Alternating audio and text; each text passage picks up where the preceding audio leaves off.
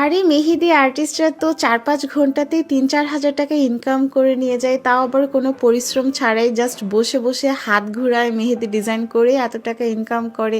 তাহলে মাসে কত হাজার টাকা বা কত লাখ টাকার ইনকাম করে?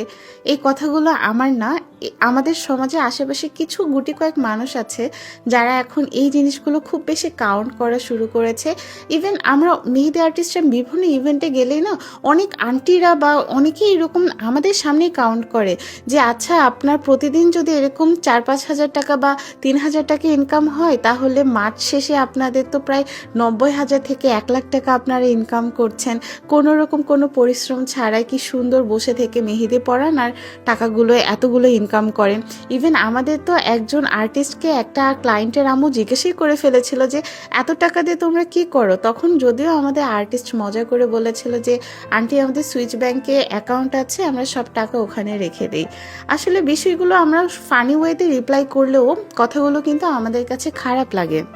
আমরা মানুষরা খুব সহজেই আরেকজনের ইনকাম নিয়ে আমরা অনেক কথা বলি যে এরা কত অল্প বয়সে এত অল্প সময়ে এত টাকা ইনকাম করছে, কিন্তু এটা কখনোই তারা চিন্তা করে না যে তাকে সেই পরিস্থিতিতে বা সেই অবস্থানে আসার জন্য কতটা মাস বা বছর পরিশ্রমের মাধ্যমে, একটা প্র্যাকটিসের মাধ্যমে আসতে হয়েছে। কোনো মানুষ চাইলেই কিন্তু আজকে মেহেদি পেজ খুলে কালকে থেকে ইনকাম করা শুরু করে দিয়েছে বা কালকে থেকে একদম ভরপুর বুকিং বা অনেক টাকা ইনকাম করছে, তা কিন্তু না। পেজ ওপেন করার পরেও দেখা যায় তাকে অনেকটা মাস বা এমনও গেছে যে ১ বছর ১.৫ বছর তাকে রাত দিন পরিশ্রম করে প্র্যাকটিস করে নিজের কাজের কোয়ালিটিটা অনেক বেশি ইমপ্রুভ করতে হয়েছে। তারপর সেটা মানুষ পছন্দ করার পর থেকে দেখা যায় ইভেন্টগুলো আসা শুরু করে। তাও অনেকেই মনে করে প্রতিদিন এরকম ইভেন্ট থাকে, তা কিন্তু মোটেও না। বেশিরভাগ সময় দেখা যায় বুধবার বৃহস্পতিবার বুকিংগুলো থাকে, তাও আবার যে প্রতি সপ্তাহের বুধবার বৃহস্পতিবার বুকিং থাকে এমনটাও কিন্তু না। কিন্তু কিছু মানুষ কাউন্ট করে যে আচ্ছা, একদিনে এত টাকা ইনকাম করে, তাহলে মাস শেষে কতগুলো, মানে তারা ধরেই নেয় যে প্রতিদিনই এরকম ইভেন্ট থাকে।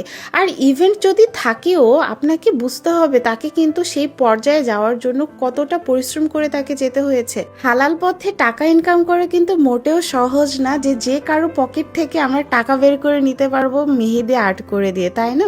অবশ্যই আমাদের কাজকে সেই পর্যায়ে নিয়ে যেতে হয় যে পর্যায়টাতে যাওয়ার পরে প্রত্যেকেই চায় যে না, তার কাছে মেহেদি ইভেন্টে মেহেদি পরবো। সেই ক্ষেত্রে দেখা যেতে পারে যে মাসের অনেক দিনই বুকিং থাকতে পারে। তারপরেও দেখা গেছে এরকম প্রায় ৪-৫ বছরের অভিজ্ঞতা থাকার পরে যে আর্টিস্টরা এইরকম বুকিং পাওয়া শুরু করে। শুধু এই প্রফেশন না, আমরা বিশেষ করে আমাদের আত্মীয় স্বজনগুলো বেশি আরও দূর থেকে একদম কাউন্ট করা শুরু করে দেয় সে মাসে এত টাকা ইনকাম করে, এভাবে লাইফ লিড করছে। কিন্তু সে এটা দেখছে না যে সেই টাকাটা ইনকাম করার জন্য তাকে কতটা পরিশ্রম বা কষ্টের মধ্যে দিয়ে যেতে হচ্ছে। তাই আমরা সবসময় দূর থেকে কাউকে জাজ না করে আমরা চিন্তা করি যে না, সেই মানুষটা ভালো করছে, তাকে একটু অ্যাপ্রিসিয়েট করার চেষ্টা করেন। এইরকমভাবে ট্যাগ মেরে বলা যে হ্যাঁ, অনেক টাকা তো ইনকাম করো, এরকম কথা যখন আমরা শুনি ওই সময়টাতে কিন্তু খারাপ লাগা কাজ করে। যে আমরা কিন্তু এটাও বলতে পারি যে আহারে, কতটা কষ্ট করার পরে তোমরা এই টাকাটা ইনকাম করছো। এতে করে আমাদের কাছেও কিন্তু দিন শেষে একটু হলেও স্বস্তি বা ভালো লাগা কাজ করে যে না, আমি পরিশ্রম করছি, এটা সেই মানুষটা অ্যাপ্রিসিয়েট করছে বা এটার জন্য আমাকে একটু হলেও সাপোর্ট করছে। কিন্তু ম্যাক্সিমামই আমরা যেটা করি, এই বন্ধু তুই তো অনেক টাকা ইনকাম করিস, অনেক বড়লোক হয়ে যাচ্ছিস, হ্যাঁ তো আমাদের তো কিছুই হচ্ছে না, আমরা এত পড়ালেখা করেও আমরা ভালো একটা চাকরি পাচ্ছি না বা তোদের মতো এত ইনকাম করতে পারছি না। এরকম কথাগুলো যখন আপনারা বলেন তখন আসলেই আমাদের কাছে অনেক খারাপ লাগে। আমাদের সবারই মাথায় রাখা উচিত হালাল পথে টাকা ইনকাম করাটা কিন্তু অনেক কঠিন, তাই কারো প্রফেশন নিয়ে এভাবে কথা বলা উচিত না।